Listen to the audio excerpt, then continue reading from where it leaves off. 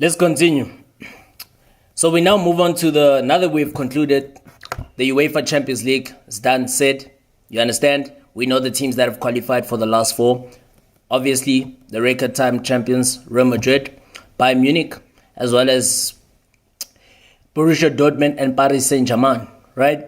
So what we know, obviously, Paris Saint-Germain, they've reached the semi-final for the first time in over 2 years, and Borussia Dortmund have now reached the semi-final for the first time in over a decade, whereas Bayern Munich have also reached the semi-final for the first time since 2021. Yeah, since 2021. And then obviously Real Madrid is their 12th semi-final in a space of 14 years, or 14 seasons, if I may put it. So obviously Bayern Munich will take on Real Madrid, and then Borussia Dortmund will take on Paris Saint-Germain. Okay, but let's cross straight to the UEFA Europa League. I'm Pubesi Mpati Mhlaba. Welcome once again to Football as a Religion. Right, let's get started. So the Hammers, West Ham United, took on Bayer Leverkusen, the unbeaten Bayer Leverkusen, the unsung Bayer Leverkusen, right? The team that is on fire, the team that is unstoppable, the team that seems to be invincible this season, right? Well, the score resulted in a 1-1 draw, but obviously it resulted in the fact that now it didn't really do much for the Hammers' cause, because let's just say West Ham United, they fought, violently, but they exited the UEFA Europa League at the quarterfinal stage, with a 3-1 aggregate loss to Bayer Leverkusen. And let me just say, I'll just put it to you like this. David Moyes' side, they looked set to actually end the German champions' unbeaten run, thanks to, that wonderful goal by Mikel Antonio. It was a first half opener. And then Jeremy Frimpong giving the Germans a late equalizer, to actually secure a decent draw away from home and actually put the visitors in the last four. And now Xabi Alonso's men remain on course for a historical, treble, right? Remember, they're in the DFB Pokal Cup, the German Cup. They've also won the German Bundesliga, and now they're in the semifinals of the UEFA Europa League. So, hey, it's about to get hectic. I'm actually looking forward to this. If they can actually complete the season invincible, that'll be record-breaking, right? That'll be astonishing, record-breaking, to say the least. But let's just do it like this. West Ham, after, you look at the fact that this was a great response from the Hammers, and on the side of Bayer Leverkusen, after winning the first leg of the quarterfinal, time, last Thursday, the unbeaten Bundesliga champions, they really endured a torrid first period, before recovering, strongly in the second 45 minutes to actually find the equalizer on 89 minutes, when Frimpong's deflected shot flew in off Aaron Cresswell and beyond the helpless, home goalkeeper Lucas Fabianski, right?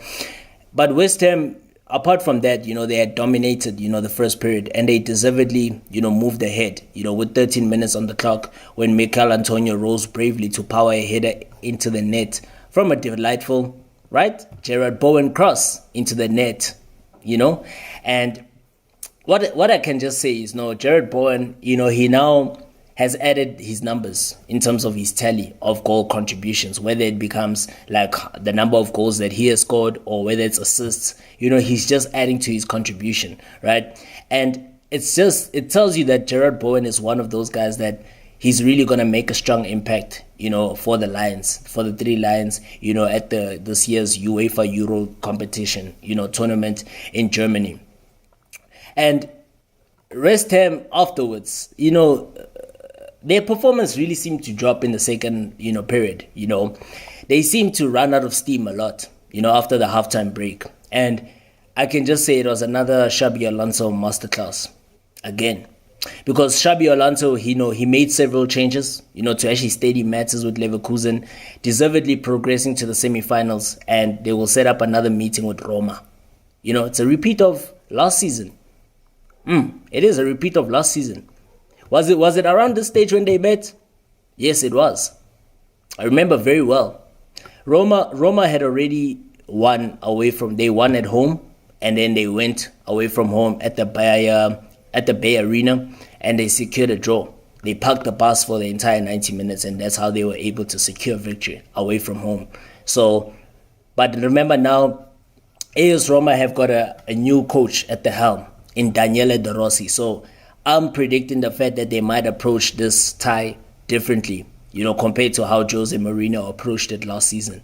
So another meeting between these two clubs, I'm predicting the fact that, Roma are going to approach this game differently. With the fact that now you have Daniele De Rossi, whose style of football is actually different compared to Jose Mourinho's style of football. So they're going to approach this game differently. That's my prediction.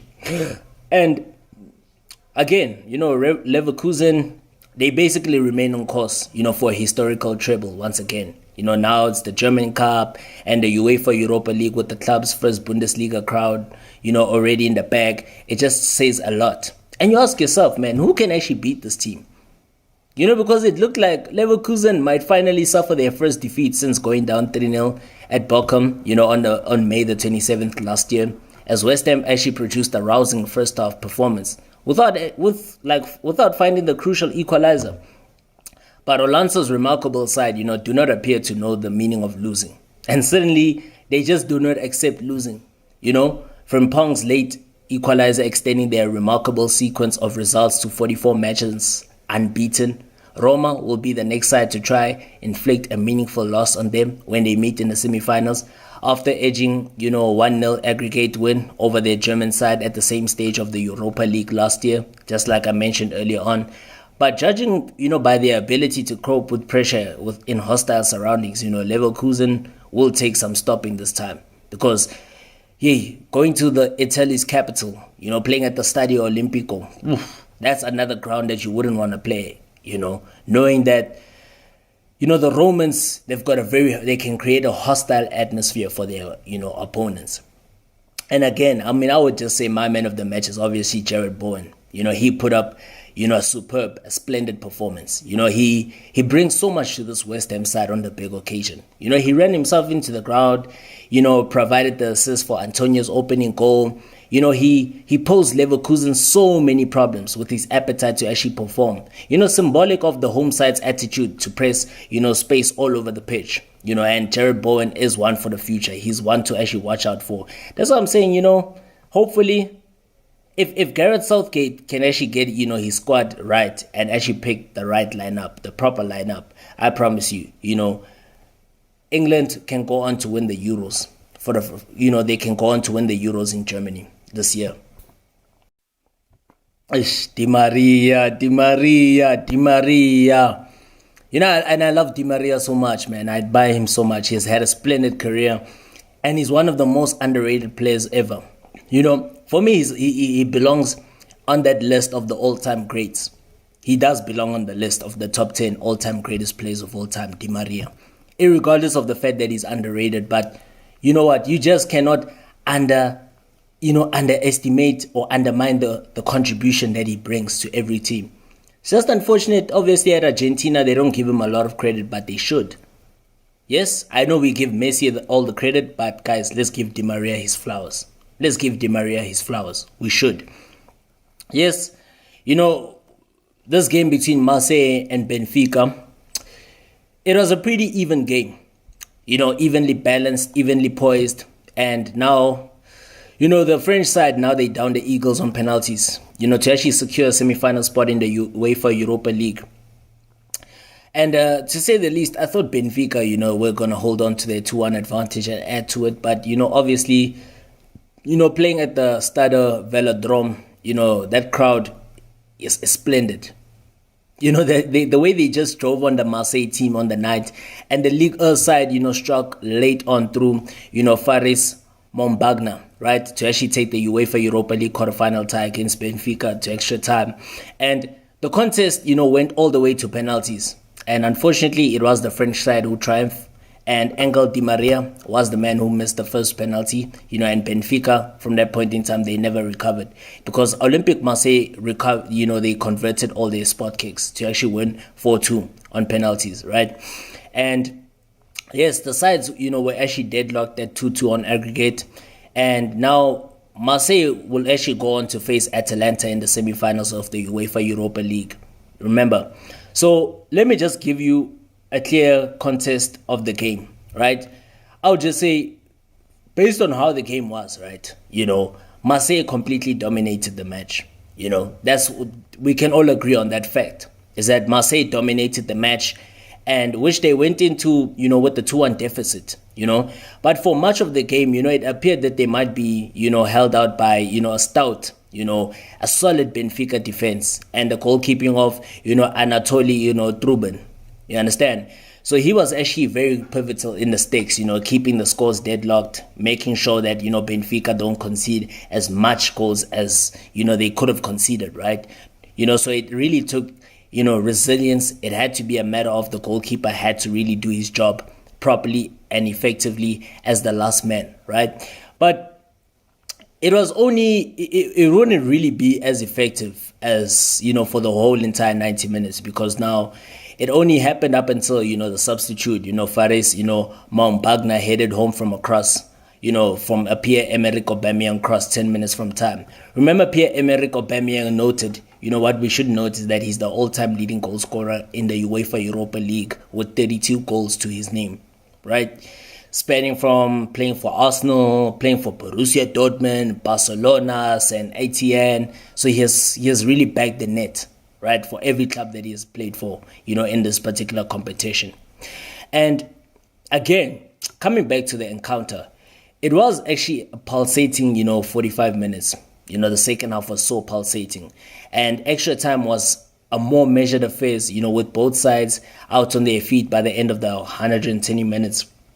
And now the game had to go to a penalty shootout. And then obviously Angel Di Maria missed the opening spot kick, shooting right, to the post. Then after 5 perfect kicks, Antonio Silva showed his shot saved by Pau Lopez, diving to his right. And then Luis Enrique, scored to actually send Olympique Marseille to the last 4. And hey, it was emphatic celebrations all around Marseille, all around the city. Not only just in the stands, but all around the city, right?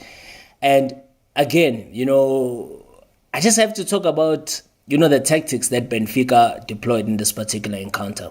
Benfica's defense, gave them a chance to go all the way into the tournament and lift now the traditional UEFA Cup trophy for the first time. And in successive rounds, they've kept clean sheets, at Toulouse and Rangers, and they were 10 minutes from doing so against Marseille. But you have to look at the fact that how the team was actually set up to play. It's so negatively so Marseille encamped in the Portuguese side territory for like the second half, and the goal was finally conceded. In the first leg, Benfica, they showed that they had more quality in the final third, which they also showed glimpses of the break, at the Veldrome, right? But clearly the emphasis was on playing for a goalless draw, which, the coach Roger Schmidt, is sure that, he filled a glut of questions on, over the next few days, because I would actually say, man, he shouldn't have really parked the bus, right?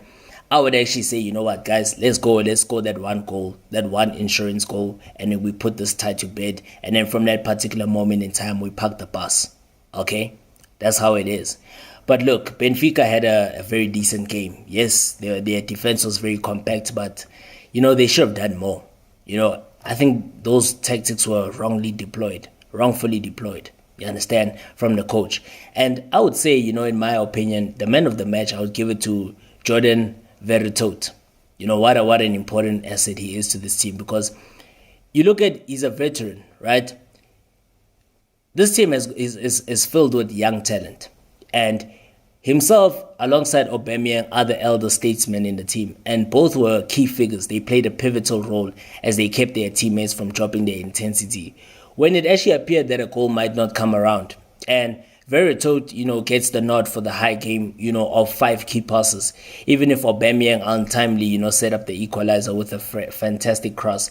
I would actually say, the French midfielder really put up a great shift, for Olympique Marseille in terms of sending them to the next round. And yeah, man, as for Jurgen Klopp, we're gonna go straight to Italy, the game between Atalanta and Liverpool. And again, Jurgen Klopp's dream is shattered once again. It's shattered. No treble, no quadruple, nothing. Okay, the only thing to play for is the Premier League right now. They have to shift their focus to the Premier League and hope that results go their way. So, the fact that Liverpool, yes, they won this game by a goal to nil, but hey, the first leg was detrimental. It was so detrimental. It really, overturning a 3-goal deficit away from home will never, it's something that is like, kind of like beyond impossible, right? Because obviously any team that were to throw away a 3-goal lead, on their home turf, right, is a team that I could just say is not serious about playing football. But look, judging from this particular encounter, Liverpool, they showed a lot of more promise in the second leg quarterfinal tie with Atalanta, However, they just couldn't do quite enough, to actually turn the result around, Because now imagine you 3 goals down from the reverse fixture, and then a 1-0 victory in Italy was insufficient, right? The Reds actually started very well, and they got that early goal. It came within 7 minutes when Mohamed Salah had found the back of the net from the penalty spot. And the Egyptian did so well to actually keep his cool. And while Liverpool didn't extend their lead again, you could tell that maybe a fairy tale could happen where Liverpool can come back into the game. The fact that they got the early goal, you had that sense of optimism that they were going to get back into the game. And judging by their performance, everything was seeming to head in the right direction. Jurgen Klopp and his coaching staff, they had clearly learned plenty from what happened at Anfield a week ago. Salah, Curtis Jones, Dominic Szoboszlai, as well as Luis Diaz, they were dragging players out of position, and the Reds were actually, you could see that they were actually working their way around the man marking system that, Gian Piero, Gasperini deploys quite often. And the second goal for Liverpool just didn't arrive, due to the fact that Liverpool actually struggled, to create much in open play. And the few chances that, it did went a begging, right? Because it has been the theme of the last few weeks, and undoubtedly it has continued.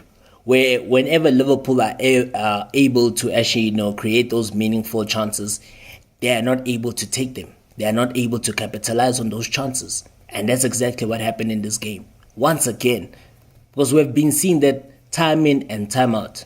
From that, that defeat in the quarterfinals of the FA Cup to Manchester United at Old Trafford up until this point, where Liverpool, they seem to be in cruise control of dominating a particular game, but they just don't take their chances. They're just not clinical enough. They're not.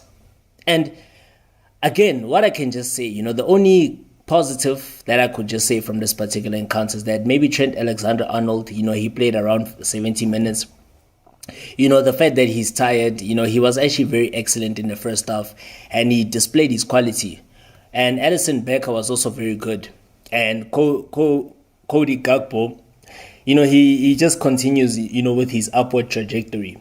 And however, Ibrahima Konate had a couple of tricky moments, and the Liverpool forwards, they were just not as clinical as they should have been, as I've mentioned already.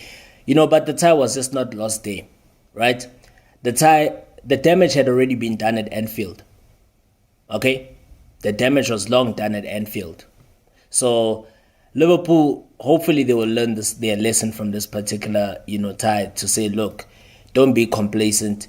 And, conceding 3 goals at home, at this particular stage of the season, especially when you're in knockout football, it's just a no-no. It's a no-no. It doesn't matter which opponent you're playing against. It's just a no-no. Conceding 3 goals at home is just, you just want to climb a huge mountain. That's a huge mountain to climb. Okay? And I don't think you'll ever reach the tip of the iceberg. I definitely don't think so. And that's exactly what happened with Liverpool. And then the clash between the Italian giants, AS Roma, as well as AC Milan. Okay? Look, yes, Roma have emerged to the semi-finals once again, with the 3-1 victory via aggregate and winning by 2-1 on the night at the Stadio Olimpico. But I must say, on the side of AC Milan, AC Milan, it was on the side of it, I was expecting a comeback from them, right? And I was expecting a different AC Milan side from the side that we saw in the first leg, okay?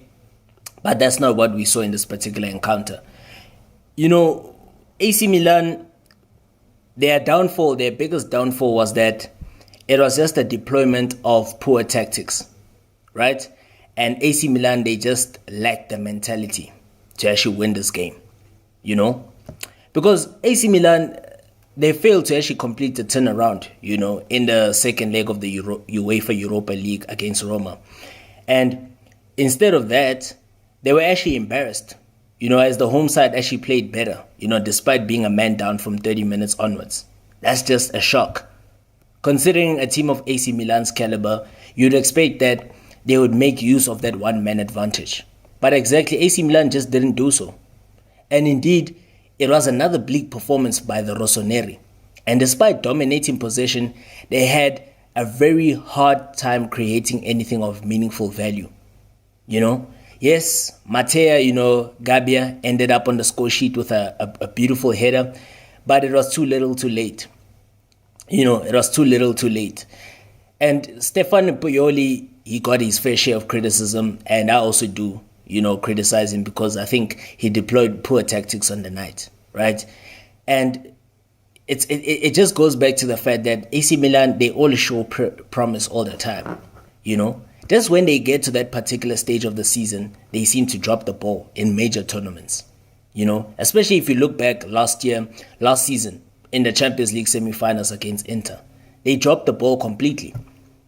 Whenever they get to that major stage where they're supposed to be taking on their major rivals and prove that they're still a worthy opponent and they're still worthy of competing at the highest level, they always just seem to drop the ball all the time. And exactly this is exactly what we saw in this particular tie. You know, over both legs. Because both in the first leg and the second leg, it was painfully obvious that Roma were tactically superior. They controlled the tie, you know, pretty much from the start to finish. You know, this even became more evident after the red card, you know, in that particular encounter at the Stadio Olimpico in the second leg. As now, you know, the Giallorossi, they still managed to defend comfortably and even attack. With 10 men playing against the Rossoneri, the mighty Rossoneri. You know, that should tell you something. That's puzzling.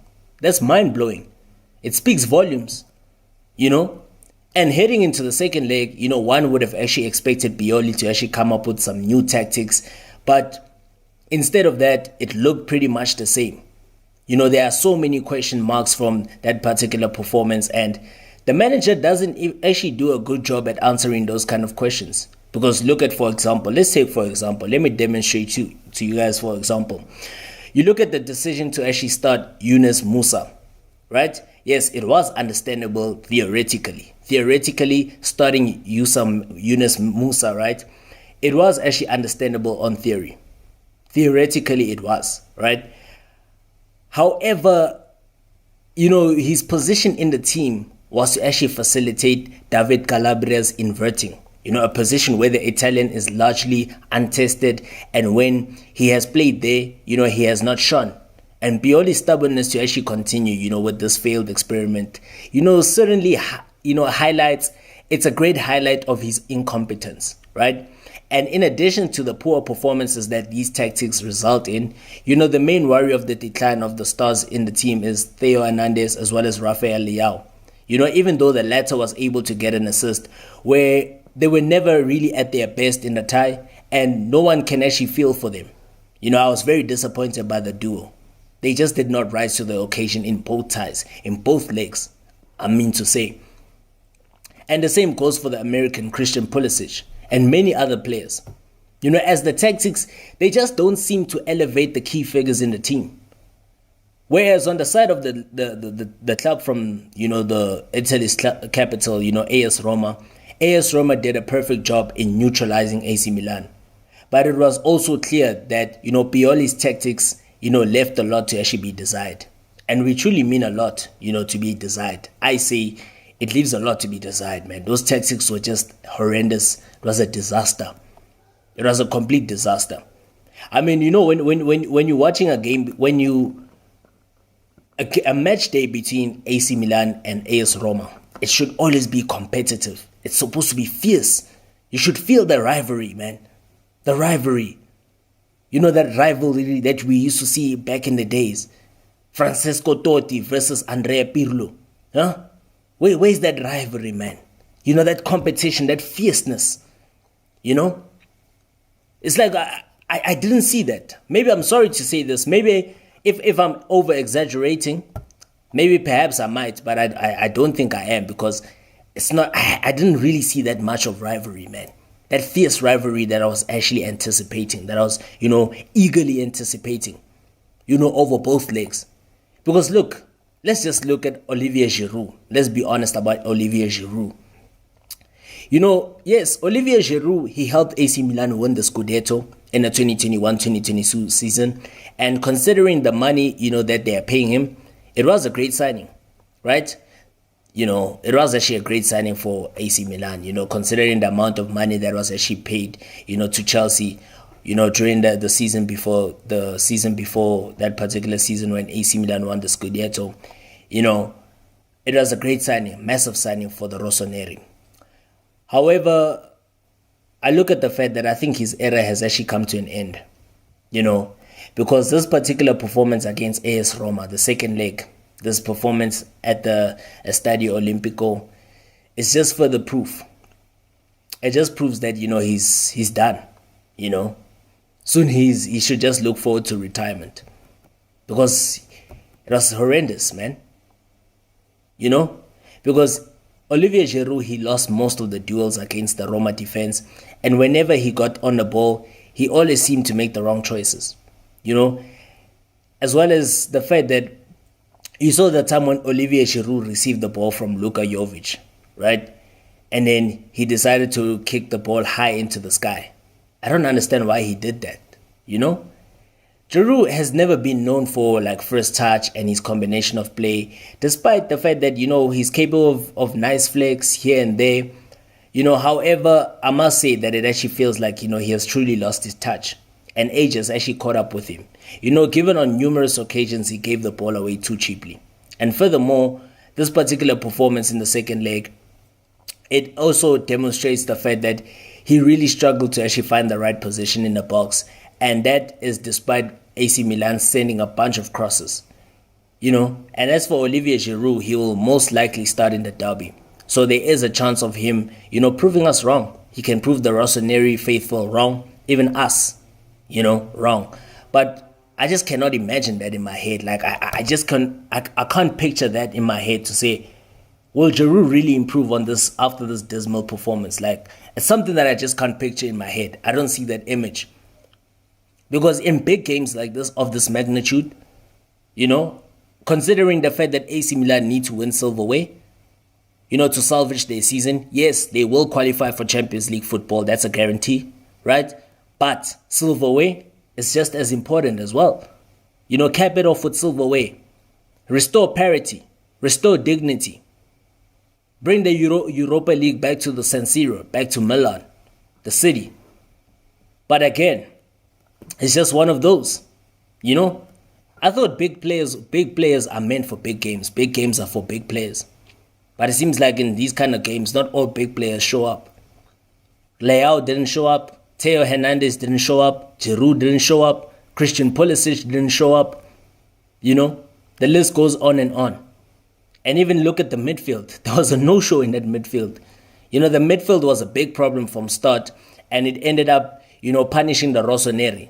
Ismail Bennacer continued his poor form, and Musa didn't cover the right spaces in defense. Not to even mention that Calabria was playing in an inverted role, which made the transition so difficult when Roma countered, right?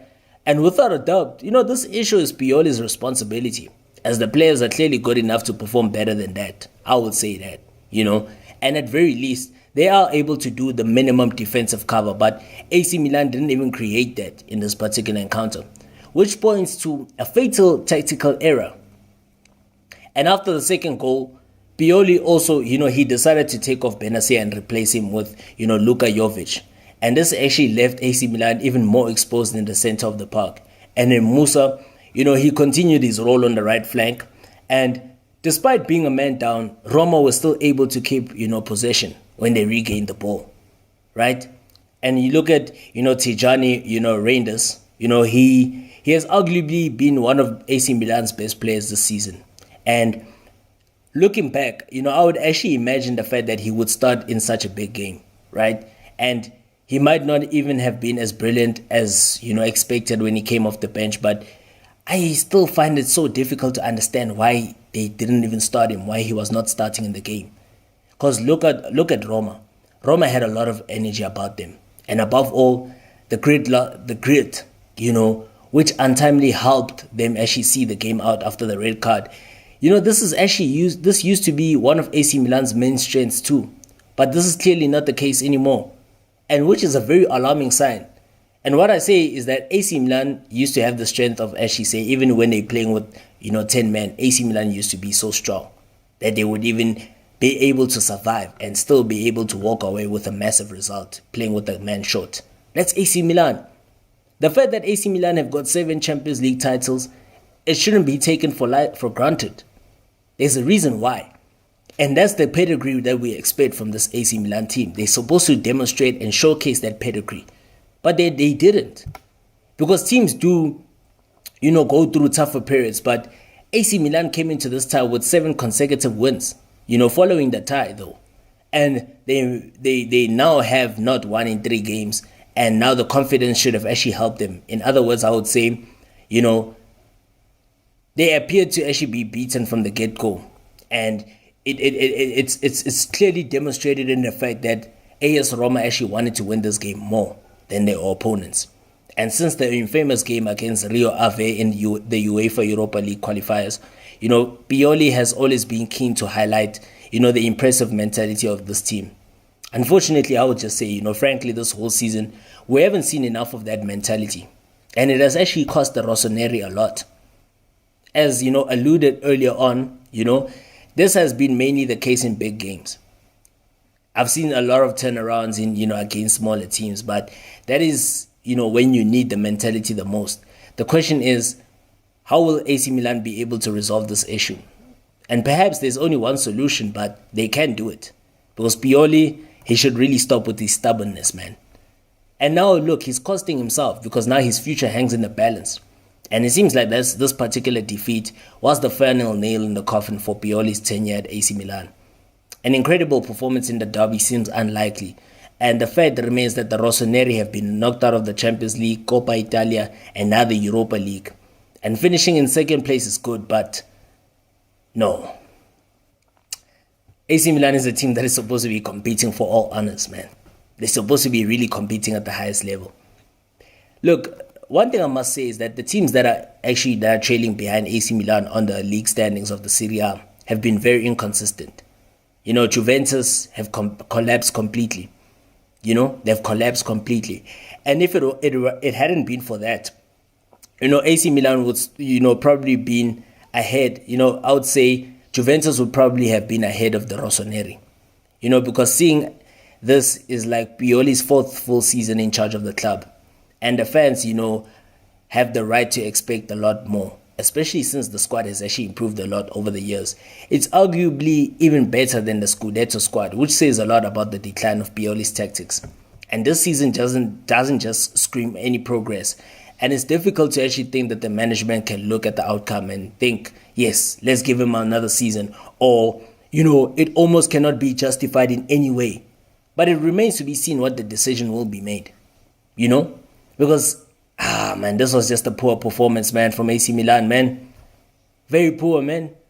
I really expected more. Honestly. Let's also give credit to the opponents, AS Roma. They did so well, right? But look, man, I was always expecting, that kind of rivalry, man. I was expecting more, man. Honestly.